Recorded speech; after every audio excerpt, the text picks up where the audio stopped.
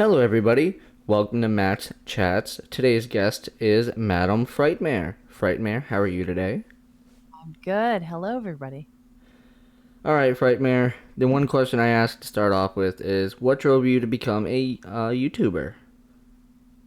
So I had originally planned on doing a podcast, like an actual podcast away from YouTube, and I was going to do true crime. My background is actually in law. I have a degree, not a law degree, but I have a paralegal degree. So the law has always been my passion, and I just felt at the time that I couldn't give podcasting, and true crime, I couldn't give the victims enough time, and so I decided that I would after, and on the side, I watched, like, Corpse Husband and Mr. Nightmare and all of these people, and, I was like, maybe I should get into doing that instead of, podcasting." So I took the leap of faith and I did it, and, I don't even know.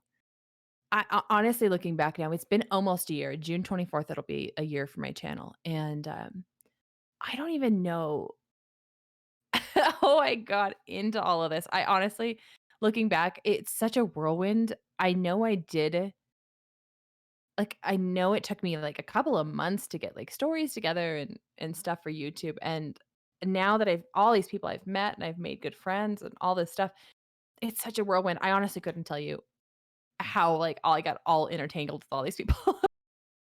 Um So yeah, I actually was gonna do true stories, and I've started to do that on my channel a little bit now. My next video, in a couple of weeks will be true stories, but yeah, I've kinda stuck with more of the creepypasta, genre, and I also write, um so yeah, my channel's kind of a mixed bag of stuff, and I may do more, down the road, and then, of course, I have my gaming channel, which has had no love, but that's about to change, so Well, I'm glad that's about to change. Um, what kind of games do you play? Uh, my current obsession is Call of Duty. Oh, jeez. I I know. It's so bad. It's one of those games that you play it, and it's so frustrating playing multiplayer with all these people, but yet I have this, like, need to play it because I wanna get better. I will most definitely not stream Call of Duty. I've done it a couple times on my Twitch channel, but I have, speaking of, I need to send that to you. Um But I'm actually currently in the process of building a gaming PC, and so once I Hmm. do that, I will get more serious with games that I can actually do playthroughs with, um, really make it more of a professional gaming channel versus just getting on and kinda shooting the shit with people and just playing, which is kinda where my Twitch has been up until now, but I definitely plan to change a lot of that. Now, mind you, of course, I like talking with people and I like talking with the chat, so that'll continue, but I definitely will have more of a structure to my gaming. Well, that's understandable. Um, what kind of games do you play through that you would consider for your playthrough? Do you have a list? Uh, yes and no. I think I may do some, like, indie gaming. Mm-hmm. Um, I feel like Borderlands has been played out. So Borderlands is like my favorite gaming series of all time. With that being said, it's been played out a lot. Nice. Um, I was working on like the Resident Evil series, the Evil Within. I do like horror games, but at the same time, like I don't want to just stick to just horror games. I kind of want to run the gamut of things. I recently just got Alien Isolation, which I'll probably run again horror, but whatever. Um, I hear a theme going on here. I know, it's so bad. There's another game that a friend of mine gave me that it's called Detroit Become Human, and I Oh will yeah. definitely yeah, I think I definitely am gonna do a playthrough of that one. I've been asked to do a playthrough of that one Oh, you by said should. It's a good game. I will. I've heard it's really good. So once I have a PC that it can actually run the game, I will be doing that a lot more. So, um, I honestly I'm not sure where the gaming's gonna take me, but I think, um really anywhere. Variety Mm-hmm. is kind of the spice of life. I like again, I love horror. Yes, I am a horror narrator, but I don't want that to be specific to my gaming stuff. You know what I mean? Like I feel like I'm more than just horror, you know? Right. And a lot of these a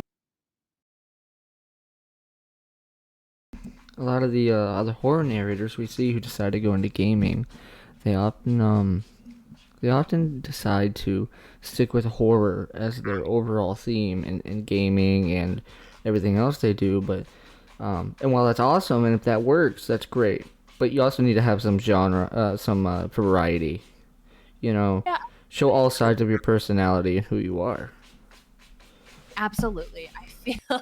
I feel like there's like so much more to me than just horror. Mm-hmm. And um and yeah, I definitely like I said, I want to do that with my gaming. And I may do some more of that with my YouTube channel. We'll see. I feel like I'm coming out of some personal life stuff and I feel like I have more mental clarity now where I can really decide what I want for my future of my channel and what I want to do, especially with my writing too, because my writing, although horror, I don't know that I'm going to stick with that genre. So, Well, whatever you decide to do, you're gonna have plenty of supporters. yeah.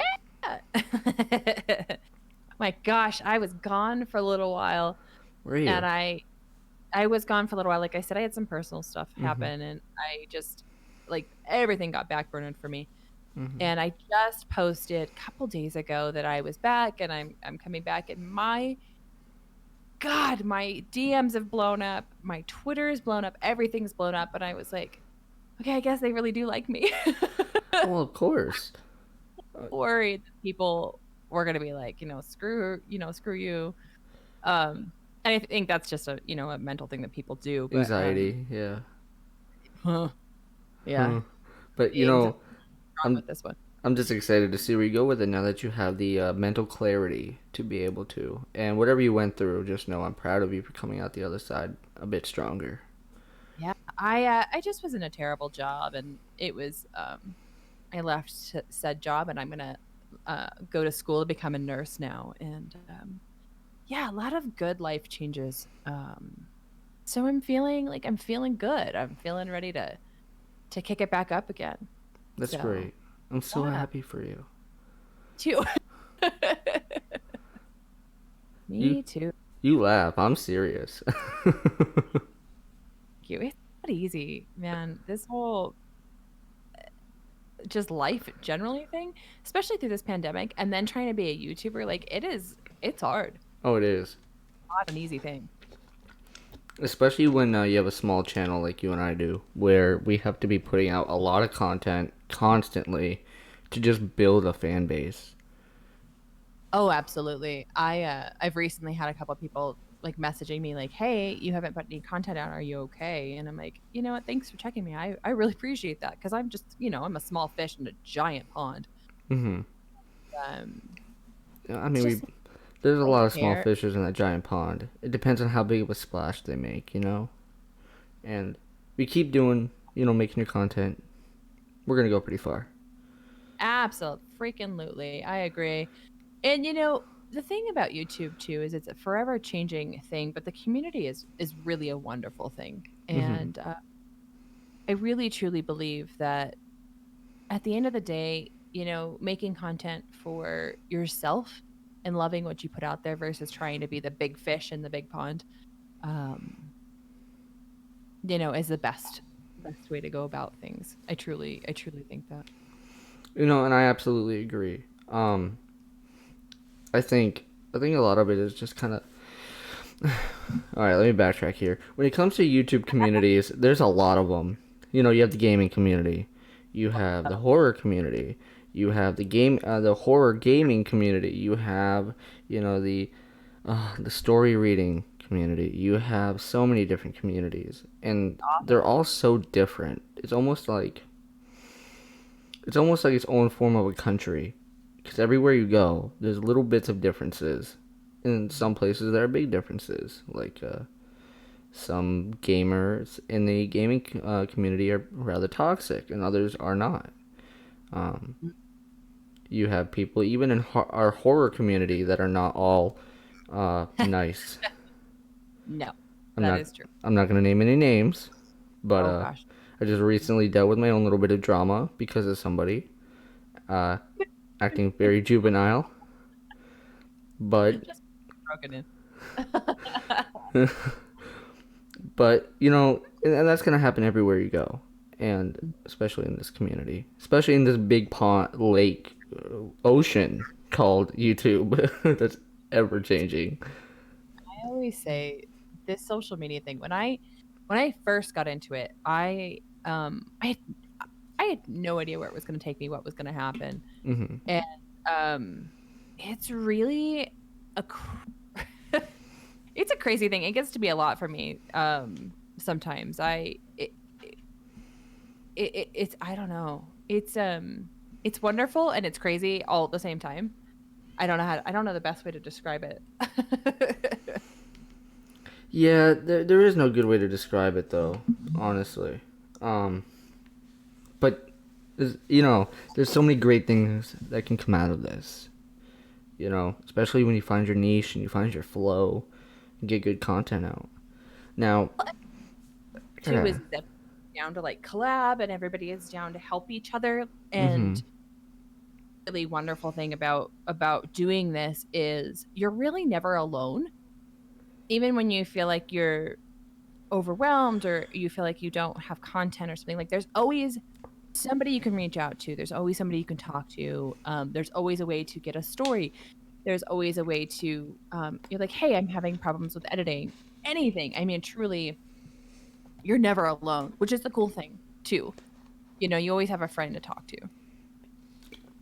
I absolutely agree. Since I've started, I've had a couple of friends help me with editing different videos, and um, people have been wanting to collab with me, and it's mind-boggling because it's like the nicest thing I've ever experienced on social media. Hmm. Now, Hmm. I gotta ask, you do focus on creepypastas and different scary stories and true scary stories on your channel, right? What's I do. the hmm, Yeah. so what's the scariest thing you've ever experienced? Um, I mean, so um, that's a tough one. I don't know. Um, I feel like life is just kind of scary.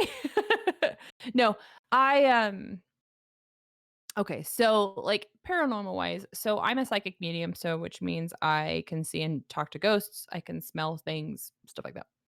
It's not a secret by any means. But I have just seen some really crazy ghost apparitions, anything like that. So um that's definitely been um kind of unsettling but not terrible. I think really the scariest things are what happens in real life. Um and that's why I prefer like when it comes to horror movies. Like I love a good horror movie generally, but when it comes to like horror, like the horror genre, I really like the psychological stuff that makes you think because it's like, wow, that could actually really happen in real life, you know? I do, and actually, I'm much the same. I like the psychological horror, and um, more. How can I say it? I've always got the word for it, except when I need to actually use it. More Oh, of that's how. the atmospheric and psychological horror are like the biggest scare factors for me because those are often based around things that have actually happened or could happen, and it makes you think. You know, I find that like some of the best horror movies aren't the ones that have the killer come out of nowhere and absolutely shred the person to pieces with a bunch of blood and gore being shown or jump scares. It's a lot like I can't think of like a great one, but I mean It Follows, right?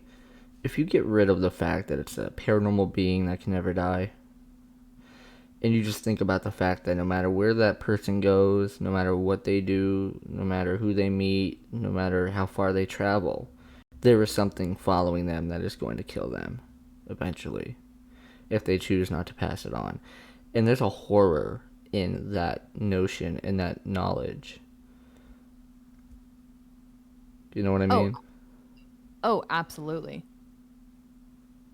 Now, Yeah, it's it's crazy. I mean, I watched it's called The Fourth Kind. Is that what I watched the other day? Yeah. hmm It was about Nome, Alaska and like these crazy like alien encounters and there yes. was like footage for it and normally things don't get to me too much, but that one did and I was like, "My God, what are we watching?" Yes, I remember watching that when it first came out, and it was terrifying because the found footage segments of the movie seem so real, and it just gets to you. There was one towards the end. All of them were scary, but there was the one at the end when it was the gal. I don't remember the gal's name, but it was the one towards the end. And oh, yeah, that one got me. And I watched it late at night too. And I was like, oh, I'm not going to sleep Oh, when she's now. being like lifted up off the bed right by by the bright light, and then just disappears and then comes back, and is like paralyzed or whatever. No, it was the one where the gal was on the couch and she was, um, she was trying to find her daughter. It was the gal that the whole story was about. Oh, yep, yep. I know what you mean. Continue. But yeah, no, I mean that one like was insane. That one bothered me just like the visual on it and everything else. Yeah, that Mm-hmm. was um yeah, it takes a lot to get to me when it comes to horror stuff, but that one got me. That one Yeah, got me. the If owls. your dogs in the background, all three of my dogs had to be in here. So, I think one of the worst parts of the movie for me in terms of horror were the owls. You know, always being there, always staring at their next victim, and that part got me. Like, and I think another part of the movie that was less based around scary, but more the aftermath of what happened was when she's doing the interview, like years later or whatever, and she's paralyzed in her chair. Like she's right, talking about the incident, and it's just right, like the horror of knowing that this character went through all that, and in the end, she ended up just like the people she was investigating and right, getting to know. And right. there's a horror in that knowledge. Right. And statistically, they were talking about like how the FBI had been to Nome, Alaska, like X amount of times versus other places. And it was like, it really makes you think about stuff versus, like a Freddy or a Michael Myers movie. You know what I mean? Like where you're like, okay, so I'm not going there. Right. Never visiting there. Why you don't Good. want to join? You don't want to go to Mansfield, Ohio. You don't want to see Michael Myers. I mean, he's my favorite, so I might make an exception. Oh, you too? Oh boy, I'm so glad I'm not alone. Yep, my favorite out of all the slashers. Freddy Krueger, Jason, all those. Michael Myers is my favorite, and nobody will convince me otherwise. You know, I'm with you there. I think Michael Myers brings a different kind of killer to the scene than what Freddy and Jason did, because Freddy and Jason were pretty much just copies of each other, just different kind of playing field. Jason was out in the woods at Crystal Lake, and then up in space at one point and whatnot. But he didn't exactly make his presence unknown. He didn't. He hid, but when he was coming, you knew he was coming, right? And there's a level of it that it's just very slasher killer. And then Freddy was terrifying in terms of where he would attack you, which was in your dreams. But you knew when you were in Freddy's dreams. Well, Yeah. yeah. Well, not only that, but the worst part is like for somebody who has insomnia, i.e., me, um, watching a movie like that where you can't fall asleep, it's like really, Yeah. come on, Yeah, because not everybody can sleep, and when they do, it's like it's precious when I can finally sleep. Yeah, right. But Michael, he's just so different. Freddy and Jason are killable in the right conditions, but Freddy and Jason are killable in the right But Mike, conditions. But Michael's like, I believe he's unkillable. believe so too. And it's it's so funny. I've seen all the memes about when they talk about like when you're running, but Michael Myers walks like 2 steps. Yep, and he's just there. He's got like some teleportation ability. Oh, I think like the weirdest thing about the Michael movies is the ending with the doctor. You know, he just kind of like faces off against him in like this. I can't remember if it was like a lab or whatever, but like he stabs him and then the series ends. Like we don't uh, actually know if remind me which one that was. It I could escapes me. even be wrong. I could even be wrong about the ending because I think they made more after. Like No, they made H2O and they made H2O Part 2. that was terrible. They were terrible like continuations. They didn't even need to be made. Did you see the 2018 one? The Rob Zombie. No, no, no, no. Those are all great. I love Mm. Rob Zombie. Um, rabbit hole, rabbit hole. Um, um, but the 2018 one with Jamie Lee Curtis. Is that her name? Oh yeah, yeah. The reboot or the So like she's coming back again to do it, but of course COVID got in the way. right. Um, but it is my understanding that they're doing another one. So I have is it no idea. like I never watched it, but is it like a continuation or is it like a reboot or a remake? I think it's a continuation, as far as I know. It's the continuation of the end of the 2018 one beyond, because he still didn't die because why would he do that? Right. Um, but yeah, it's my understanding that they're going to. Okay. I don't Now I'm know. talking about the 2018 one directly itself. Which one? What is that? Like I never watched it. I've never seen the 2018 Oh, one. I heard it was good, but I never got around to watching it. Is it like is that a continuation or like a reboot or a remake? no, so it's not a reboot. It's a continuation of the original like 1, 2, 3, all of that. So So it's Jamie Lee Curtis comes back to play like her original part. the same one, same person, but like now her adult daughter and granddaughter are involved, and Oh. like Jamie Lee Curtis has been preparing for Michael for years. Like she's messed up, wouldn't you be? Um, so she's all messed up, and it's just a continuation of the very very original ones, not the Oh, H2O. yeah, I heard it What? was like a continuation of like the second one, right? I'm not sure. Okay. That I don't know. Um, I did hear it was like a bit of a continuation, but also a little bit of like a remake and whatnot. And I was so confused on the concept because I knew it had picked up like off of like the original one or the original second one, but I was just so confused by the concept that I was like, I don't know if I want to watch this because I feel like it's gonna be like another H2O situation. it really wasn't. It was good. I enjoyed it. Okay. And I'm really picky when it comes to like movies that go on and on and on and on. Yeah. So you touched on the Rob Zombie one. So I Mm-hmm. want to get your take on it because a lot of people feel very strongly about Rob Zombie movies. I You want my take on it? want your take on it, and then I'll tell you my take on Okay. All it. right, we can do that.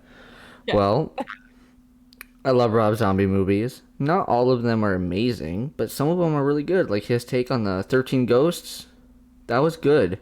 You know, that was a really good movie with Tony Shalhoub of all people.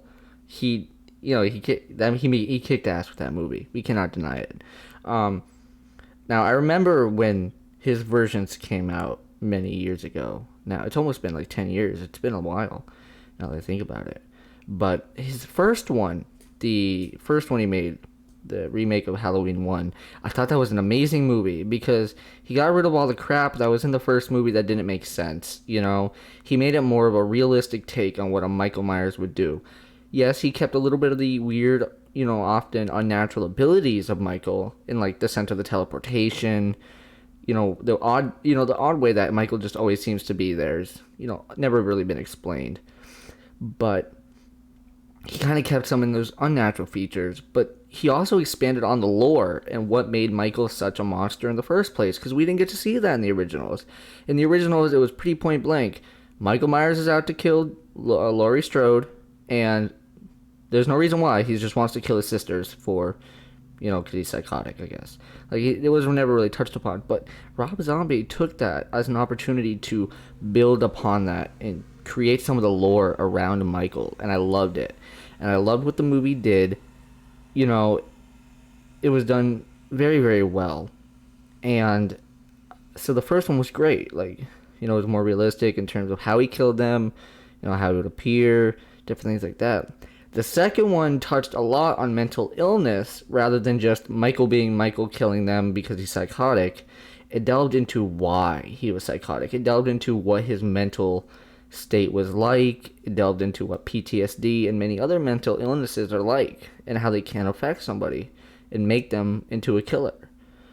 But I think if you take that away, the story he told in the second one was not up to par with his original take on the first one. But it was I still a decent movie. agree. So I really liked what he did with them, and I liked how you broke that down because um he kind of took it to another level that the originals did not, and I appreciated his versions of it. My dogs, I'm sorry. Um but I've also really enjoyed, like, beyond the Michael Myers movies. Um so Reject oh my Devil's Rejects is my favorite horror movie of all time. My god, the ending where they do Freebird and they're in the car, fantastic. Um, I unfortunately have not watched the other, the most recent one. I don't remember what it's called. Three from Hell, I think it's what it's called. And so sorry. This is my life. It's dogs all the time. Um, but I don't know. I really like what Rob Zombie does with horror. That I have never seen anybody else do with a horror movie. There's just a certain kind of cinematography behind it. The characters are always ongoing. Now, mind you, Sherry Moon is his wife, so that's kind of a given. But I like that there's still it's always a continuation throughout the whole thing. All of the movies he's ever done. I like that they all tie into each other somehow. There's a they're all coherent to each other, if that makes sense. Is that even the right word? I don't I know. understand what you're saying, and I have to agree, Rob Zombie does a fantastic take on horror that a lot of people don't. And he makes it his own. Like, he should almost have his own genre of horror. He almost should. Like, his take on horror as a whole is just so different and so unique. And I won't be surprised if someday, like, some generations, like, yeah, Rob Zombie has, like, this is the Rob Zombie horror genre. And then you got the others horror genres. You know what I mean? I feel like he already kind of does, because like the second that you say Rob Zombie horror, you know what it is. It does not fit into any other category. It just doesn't. You know what I mean? To me, a Rob Zombie horror film is not like It or um yeah, like a Hostel or a Saw or any of those. You know what I mean? You just know. You know what I mean? Just the way they're done, the way it is, you just know it's Rob Zombie. You know what I mean? I feel like it's so refreshing to see that when somebody kind of goes outside the box. Yeah, I agree. And what I've always found interesting is that he was a singer, before he was a producer. And he took I a love lot of what he enjoyed in his music and brought it over to horror. And, because Rob Zombie had his own take on music. And he's like, you know what? I'm going to put my unique taste on horror movies. He still does. He just released an album fairly recently, and Rob Zombie's Rob Zombie. Like, you just know. Oh, yeah. Oh, yeah. Yeah. Um, but I really enjoy. I think that's what's nice about being a content creator is I really enjoy it when somebody can be very original with what they're doing and they're very it's just different. I hope to branch out more with my channel with that. I don't even know what that looks like right now, but I love looking at people and seeing what they do differently and be like, that's really cool, and being inspired from originality, you know? I do. But at times, though, there are some people who take originality too far and they end up ruining it rather than, True. making a successful take. True. True. I agree. I agree with that statement. Yeah. Sometimes it's like, bring it back in a little. It's true. It's true. I gotta ask you. So we talked about the fourth kind, right? Which is based around, aliens. Mhm. Do you believe in aliens? Absolutely. You can't tell me that in all the galaxies and all the land and all this stuff, that we are the only ones. Yeah. I mean, I have a very hard time believing that, I do with too. all of galaxies and solar systems and all of these different things. Like, I think it's very selfish to say that this is it. Now It let truly, now let's go a little bit deeper. What about the theory that there could be multiple different universes beyond our own? I think that's possible. Okay. Okay. I think that's possible. I mean, and science constantly is looking at stuff. So I'm a huge space geek, number one. I am too. Um, like the Mars rover being there, like seeing all the stuff they're doing with these like little drones and stuff is like super exciting for me. Um, but just, the more our technology kind of goes along, and as, the years go on and we're discovering more and more all the time, I think it's absolutely possible that there's so much more than just we're just like these little specks of nothing. That sounds terrible. That we're just, I think there's just so much more out there to be had. Yeah, I think that it's very foolish to think that we're alone. So, what did you think about it? I think it was last year, 2019, when they were studying a particle that they created in I can't remember what lab it was, but they put this particle in a particle accelerator or something, and they were able to look at this particle in like two. I think they said it was almost like two different universes almost because it was existing in ours, but they were managed to find proof that it was also existing in another universe. What do you think about that? Hear anything about that? Oh my gosh, you should send me that article wherever it might be. I Um, saw it years ago, but I can try to find it. all right, I'm sending you on a mission. All right. Um, um, I think that's spectacular. I think where I want to question that though is like, how do you know that there's proof? Like, where is the proof in it? Mm-hmm. Without reading the article, you know what I mean? Like the proof is in the pudding, Yeah. and that's what I get a little weird about. And I I'm don't know. much the same. Like, don't make a statement without backup. Now, these are scientists, and they do have to study for fucking years just to be able to step into what they're doing, let alone be able to come up with theories. So, it makes me wonder. It does. Like, did the media twist the words, or was this what was actually observed and studied? I think the media definitely probably twisted some of that. Oh, yeah. That is a tangent I will not get into. Um, Well, I mean, the media's fake anyway. Come on. it's all so terrible.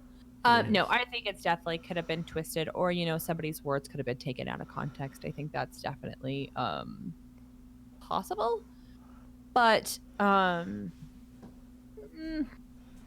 I don't know. I feel like I'd have to see it to believe it. But again, I can't. It's so hard to say. Well, we have proof of this and whatever, and then be like, yeah, there's aliens too, and it's like, okay, so you know what I mean? It's this like double-edged sword of like, yes, I believe there's other life and other planets out there, but then they show you proof of something, and I'm like, I need more. You know what I mean?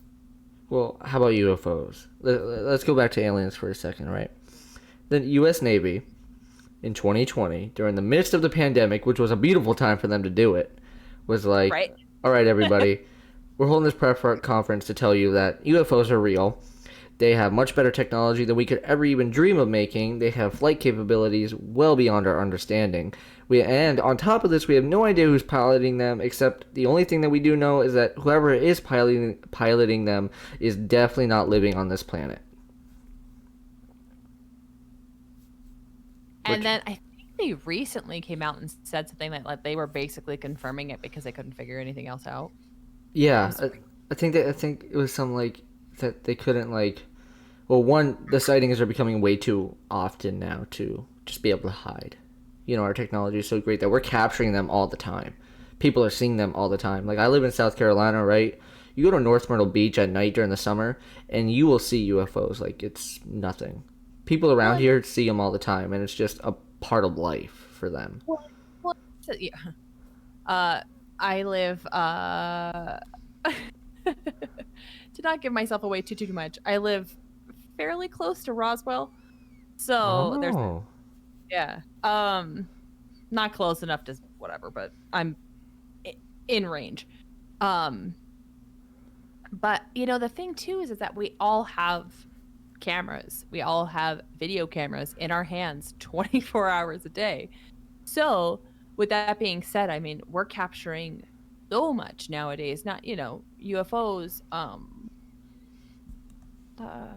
ghosts, like crazy paranormal stuff we didn't even think was a thing. And now we're catching everything. I mean, we catch TikToks all the time too, but it's fine. Um, but yeah, I mean, we're catching so much more because we just have all of this crazy technology at our fingers. I mean, I walk around with my iPhone kind of attached to me, and I know I'm not the only one that does that, you know? Right, and it's just, oh man, like our governments have tried so hard to hide UFOs for so many years now, and now that we have supercomputers in our pockets at all times, it's become impossible. So finally, they're like, look, we can't like really hide this anymore. We don't have to tell them that aliens exactly exist, but we can tell them that UFOs exist, and we can find a way to bend the truth so they still don't believe in aliens, you know? And it just fascinates me how stupid they think we are. Because, let's face it, there are plenty of people in the US, though, that even with them coming out and holding a press conference to say that UFOs exist, people still don't believe in UFOs. Ooh, that's a hot button topic. It is. I I have a very hard time with people's ignorance, I do too. and it's I struggle with people who are not willing to look beyond themselves, and I think that's what a lot of that I think that's what happens a lot of the time is they don't wanna see past anything. They don't wanna believe that it's real. They don't wanna believe anything that's outside of their realm of possibility is real, and, um, I think that's so foolish to not think that there's more to it. You know what I mean? Like, expand your mind, expand your horizons, open your eyes. There's such for example, okay, I live in a little bubble. I'm a parent. I work up until very, very recently, I was working a lot. Mm-hmm. And until a year ago, I was on social media, but it was just like personal friends and family. It wasn't anything crazy. And honestly, talking to people on the internet and seeing different personalities from all over the world and making friends from all over the world, it's extremely eye-opening for me. I mean, the stuff that I have learned, what's like I knew things were on the internet, but I just was not aware of a lot. And I was not aware of just people, places, internet things. And it's so eye-opening, and it's one of those things that, I've always kept my eyes open, and I'm always down to learn new things and stuff like that, but it has been extremely eye-opening for me, and I feel like if people would just kinda get out of their own way, there's so much more to this world that we can learn, you know what I mean? Beyond ourselves, beyond everything, you know what I mean? I mean, Yeah. you look at places like, Egypt with the pyramids, you look at, um, like, the Mayan ruins, you look at all these things and for me, it's like, just take the time to read about it. There's gotta be more to it. There is more to it. We know that. You know what I mean? See? Rabbit hole. I told you we'd go down a rabbit hole. Yeah, but it's okay. I like rabbit holes. Um, you're right. And I absolutely agree that if you don't look beyond whatever bubble you created for yourself, you're always going to be stuck in one place. And someday, when some big news comes out, like the government comes out, like I'm just going to use this as an example, because it will happen. The U.S. government is going to come out and admit that aliens exist, and that they may not say that they live amongst us or exactly where they reside or what planet, but they will say that they exist fully. And that's all they may say. But people's minds are going to be shattered. Now, there are going to be those that are skeptical and are like, what are you really hiding? Because that's not true. And for those that do believe the government wholeheartedly, but may not have believed in aliens before, their minds are going to be shattered. Their world is going to be, their bubble is going to be blown, you know? And they're not going to know what to do. They're going to be thinking, they're going to be double thinking everything they've ever thought about anyone or anything. And to not be flexible in opinion and not be willing to learn and research really just prohibits thinking, because humans are meant to evolve, not only physically. We're not meant to just grow and mature and, evolve that way. Our minds are designed to constantly be changing opinion. And, And I if you're not constantly growing and learning and reading and expanding your mind, you kind of become stagnant. I feel like if you don't continue to grow and learn from things, it's over for you. You know what I mean? Um, I don't know. I feel like growth is so important. And yeah, like if you're not um, trying to learn more, it's a little dicey. I'm gonna take Joe Rogan as an example, right?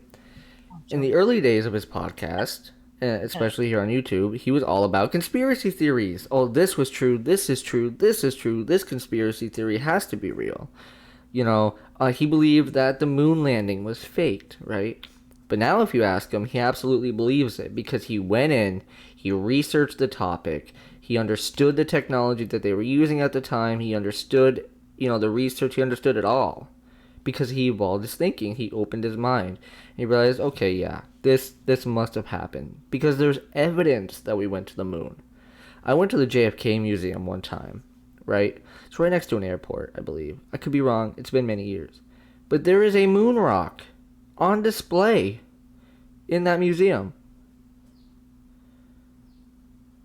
Now, yeah, I've never been to that part of the world, but yeah, it goes back to like doing your research. I don't like to talk about topics unless I have like if somebody asks me a question that's pretty in depth, like I want to go through it, research it, look at it, Right.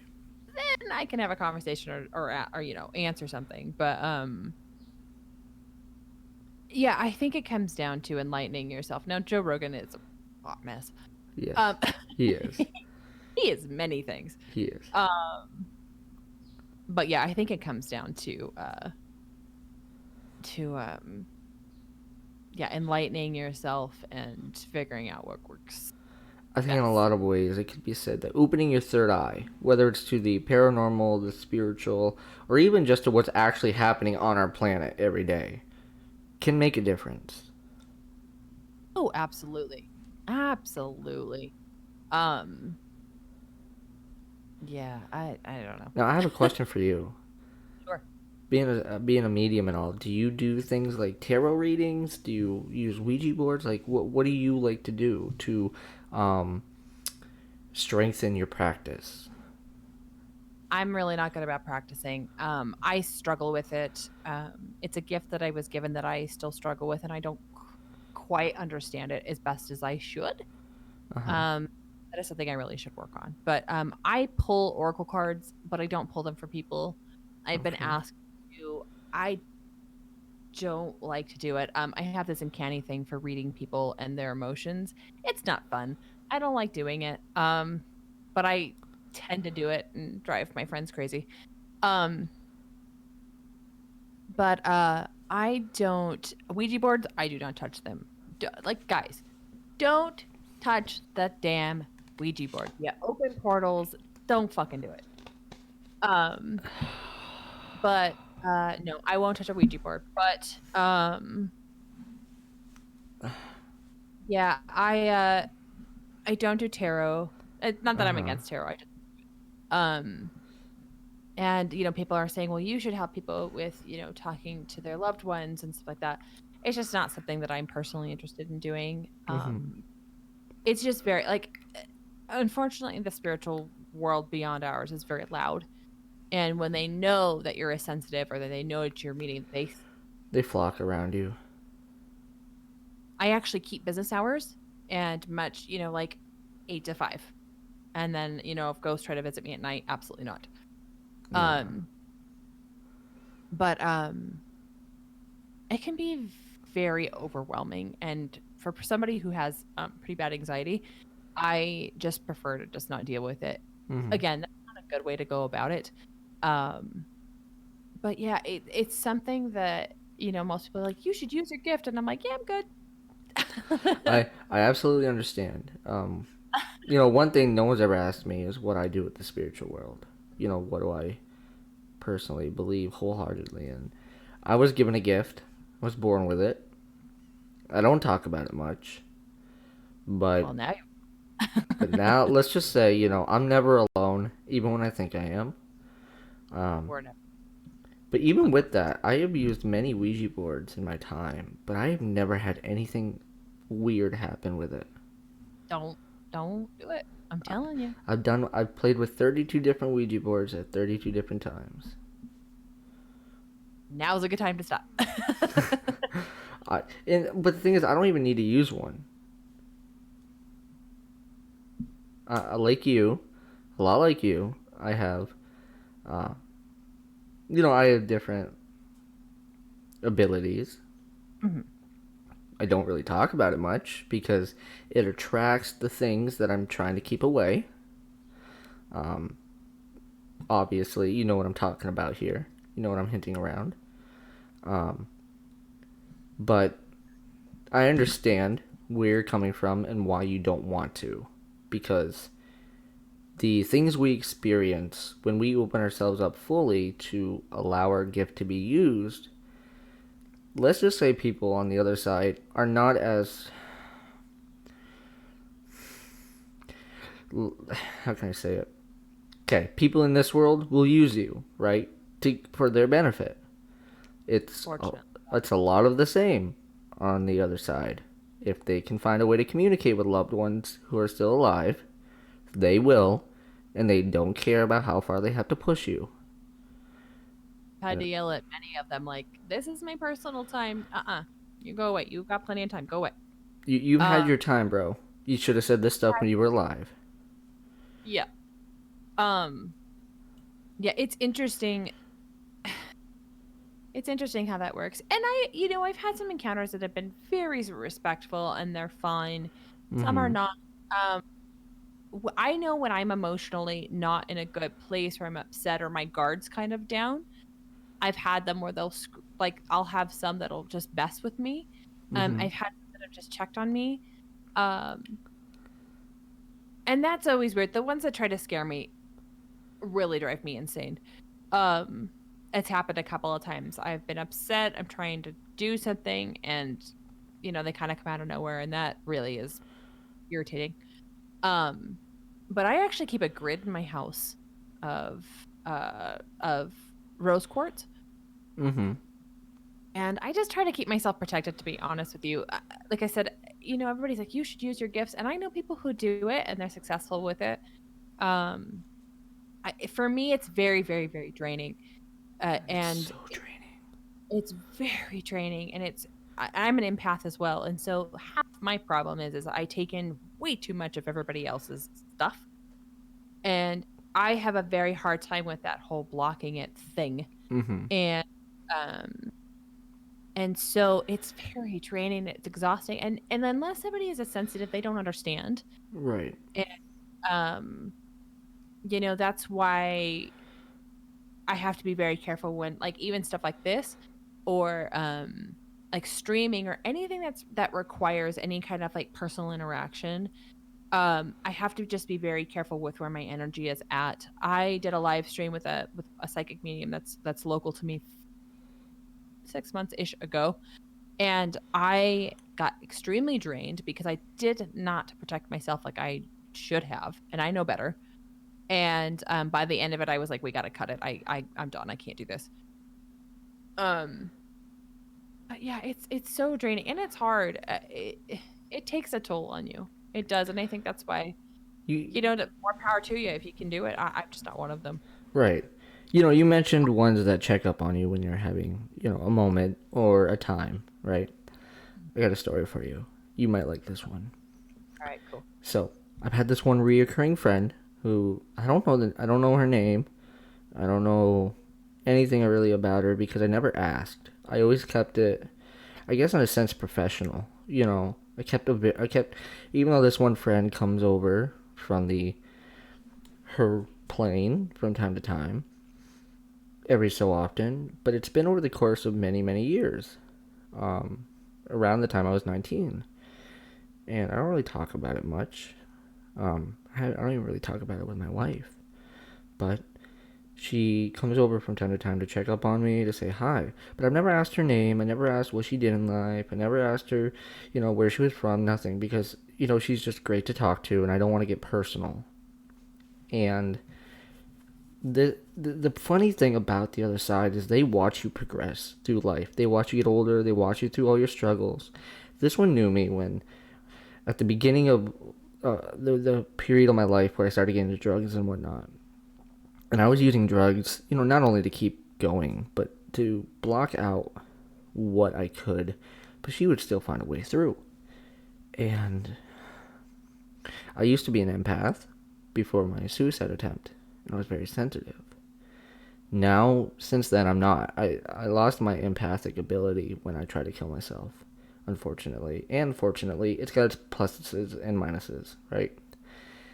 And she came to me recently, and she's like, "Look, I know we've been talking for years, but can you deliver a message for me?" And I said no. And she's like, "Why?" She's like, "We've been talking for years, and I really want you to do this for me." And I said no, because you had your chance when you were alive. Let them live their life. You're already gone. You've been gone a while. They've moved on. They're just going to see me as a stranger, being a weirdo, telling them that their family member misses them from the other side. That'd be weird. I can't help you with that. I say, look, you've changed. You've become very cold and very distant. Like, what happened with you? When you were younger, you were great. And I'm like, because I grew up. I I put up walls. I've moved on from that stuff. And nowadays in this world, you can't just go up to someone and deliver that kind of message without being considered a weirdo. I don't think I made Oh, the. I don't think I made her happy. She hasn't. I haven't seen her since or talked to her since. I should say, but don't beat yourself up about it too much. oh no, I It don't. losing people. She's always been a Yeah. great friend, and I'm sure she'll come back around. But, um, it's great. What my point is that it's great that some of these friends of ours, you Mhm. know, they check up on us and they watch us grow, and they grow with us in a lot of ways. Now, it seems like your ability happens when you're awake, right? Is that fair to say? Mine happens both times. Happens when I'm sleeping and when I'm awake. Yeah, it's I think I channel people's dreams, to be perfectly honest with you, or other people's stuff when I'm Mm-hmm. dreaming, because a lot of the times the dreams are just not my own. And Mine are much the same at times. again, it's one of those for somebody who doesn't sleep well anyways, it's like, come on. It's not that I want to dream my own stuff. Like that's not it. It's just it can be very exhausting. I wake up Right. exhausted, and yeah, so mine tends to be kind of all the time. Um It's not a bad thing. I'm not complaining about having my gifts. I just don't know what to do with them. Right. Yeah. I Because think it gets that's draining and it gets tiring and it gets much. It gets a lot. It becomes a lot. it is a lot. It's It is. it's a lot. And it's just mine are predominantly when I sleep, but these things have appeared when I've been awake. I went on a hiking trip once by myself. I hiked up a mountain, and there was this lady, young, nice, beautiful looking lady going down the other side.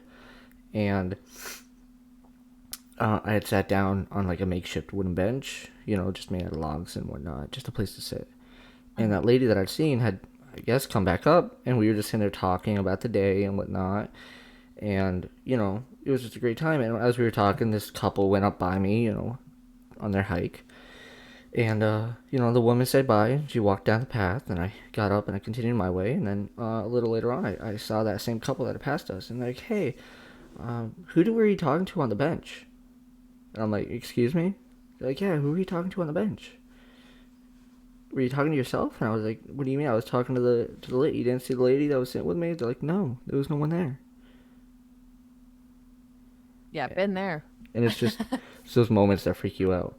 Now, I would love to keep chatting with you. This has been great fun, and I would love to have you back soon. But due to time constraints, you know, Absolutely. we're gonna have to start wrapping up.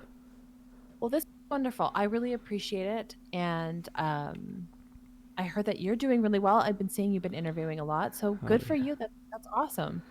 interviewing a lot, a lot of episodes. Well, make sure you take time for yourself as well. I think that's the best advice that I can give you from one end path to another. Um, Is I did today. I took a lot of time to just spend time with my wife, and I spent some time with my son before he went to his babysitter. So, thank you. I good. do appreciate it. And to you too. Take some time with your son. Enjoy life. I'm Um, trying. give I'm yourself trying. some space from our friends because they have plenty of time to come around. We don't. Absolutely. Yeah. Yeah. All right. It Yeah. was Yeah. so great having you here today, Miss Frightmare. I really appreciate you taking the time. This has been great. I'm gonna have you back soon. Everybody, Oh, good. please go like and subscribe to Madam Frightmare. Her channel is amazing. Her narrations are amazing. Her gaming channel, her Twitch. I've seen them all. And yes, I've seen her Twitch. You didn't have to send it to me. Um, Nice. it's all fun. It's all fun. She's a great personality. Go like, go subscribe, go see her Twitch. Go do it all for her. She's amazing. Have a Well, thank wonderful day. Please go like and subscribe to both of us. And we will all catch you later. And just remember, you are loved. You are validated.